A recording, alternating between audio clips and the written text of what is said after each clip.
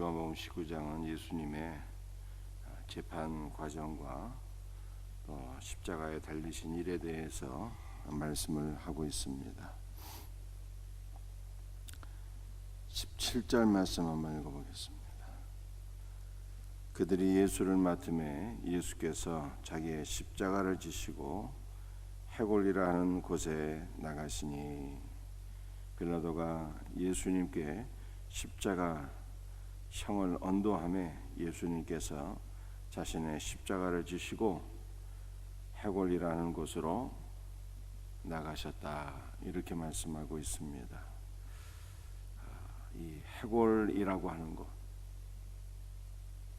골고다 언덕인데요, 왜 해골인고 하면은 그 언덕의 모양이 마치 사람의 해골처럼 생겼다 해서 그 이름이 해골이다, 이렇게 기록이 되어 있는 것입니다.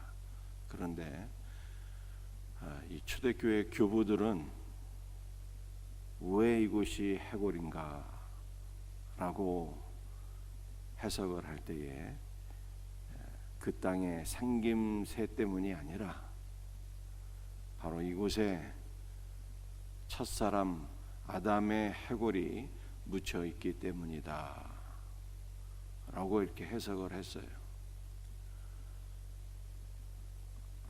첫사람 아담의 범죄로 인해서 모든 사람이 다 죄인이 되었고,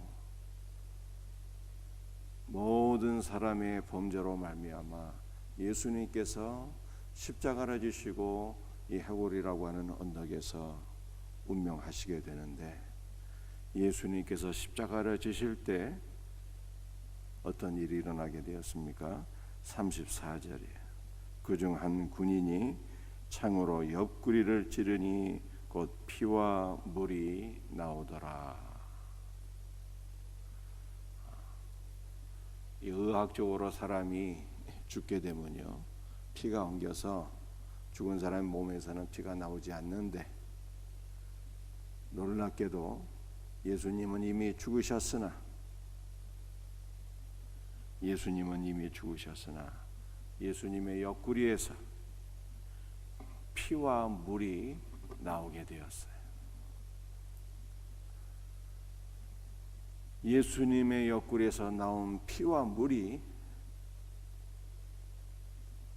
어떤 역사를 이루게 되었습니까?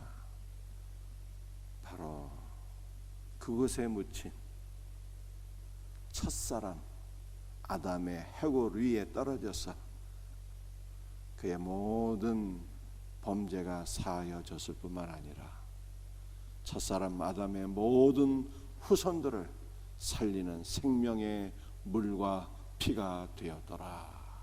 성경이 이렇게 우리들에게 말씀하고 있는 것입니다. 주님의 옆구리에서 나온 물과 피가 우리 영혼에게도 임하여서 우리가 이 놀라운 그리스도의 십자가의 은혜를 믿음으로 받아들이게 될 때 주님의 피와 물이 우리 영혼에도 흘러서 그리스도의 물과 피가 우리에게 영원한 생명을 주었고 우리의 모든 죄와 더러움을 씻으시고 정결하게 하시는 피와 물이 되었다라고 하는 것을 말씀하고 있는 것입니다. 34절 말씀을 제가 다시 한번 더 읽습니다. 그중 한 군인이 창으로 옆구리를 찌르니 곧 피와 물이 나오더라.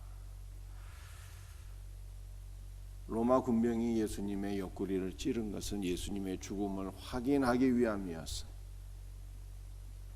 그래서 두 명의 이 강도, 예수님의 좌우편에 달린 두 명의 강도들은 죽음을 확인하기 위하여서 다리를 꺾었어요.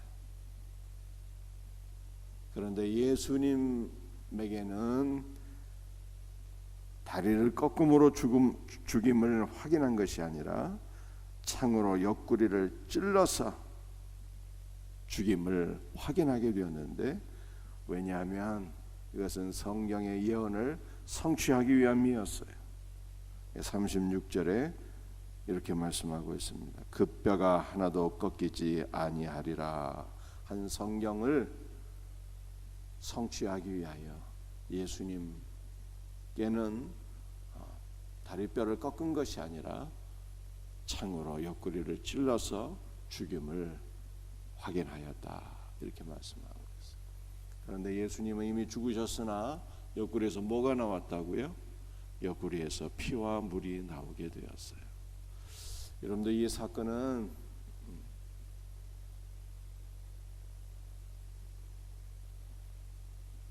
무엇을 우리에게 연상케 하는고 하면은 하나님께서 아담을 창조하시고 그를 깊이 잠들게 하시며 잠든 아담의 옆구리에서 갈비뼈 하나를 취하여서 하와를 창조하신 것을 연상케 해요. 하나님께서 아담을 죽음과 같은 깊은 잠을 잠들게 하시고 아담의 잠든 것은 예수 그리스도의 죽음을 상징하는 거예요. 잠든 아담의 옆구리에서 갈비뼈 하나를 취하여서 하와를 창조하셨는데 아담이 예수 그리스도를 상징한다면 아담의 옆구리에서 나온 이 갈비뼈로 만든 갈비뼈로 창조된 하와는 교회를 상징하는 것입니다. 하나님께서 하와를 창조하시고 하와를 아담에게로 이끌어 오시며 그 둘을 짝지어 하나가 되게 하셨어요. 아담과 하와의 결혼식을 주례하면서 주께서 말씀하시기를 이러므로 사람이 그 부모를 떠나서 둘이 하나로 연합할지라, 이렇게 결혼식 주례사를 주셨습니다. 오늘 본문의 말씀이 바로 그 내용인 것입니다. 예수 그리스도의 죽음을 통해서 주님의 옆구리에서 물과 피가 나오게 되었는데 이것은 바로 예수 그리스도의 죽음을 통해서 그분이 흘리신 피와 물을 통해서 이 땅에 생명을 얻고 거룩하게 된 무리가 생겼는데 그것이 바로 성도요 교회인 것입니다. 예수님의 죽음을 통해서 예수님의 옆구리에서 뭐가 나오게 되었다고요? 바로 교회가 나오게 된 거예요. 교회가. 그러므로 교회는 무엇입니까? 그리스도의 피와 물로 생명을 얻고 정결하게 된 거룩한 무리 성도인 것입니다. 또한 교회는 무엇입니까?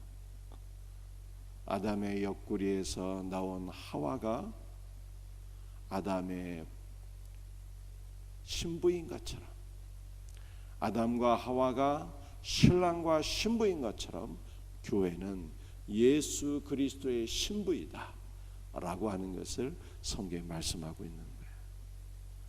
그러므로 예수님의 죽음을 통해서 나오게 된 교회는 그리스도의 신부이며 예수 그리스도와 하나라고 하는 것입니다.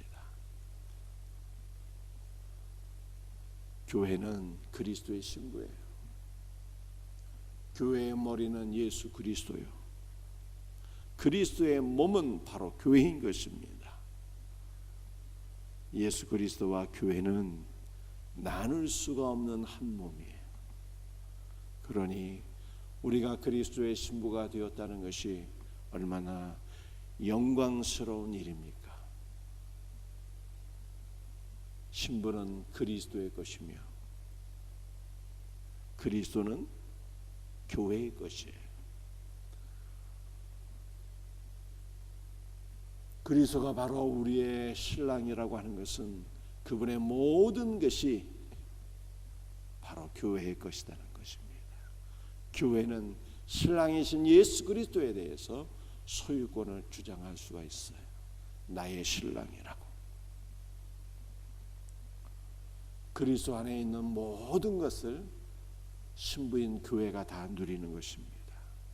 그의 신분과 그의 영광과 그의 부요함과 그분의 능력과 그분의 영원한 생명과 그분 안에 있는 모든 복된 것들을 신부인 교회가 다 누리는 거예요.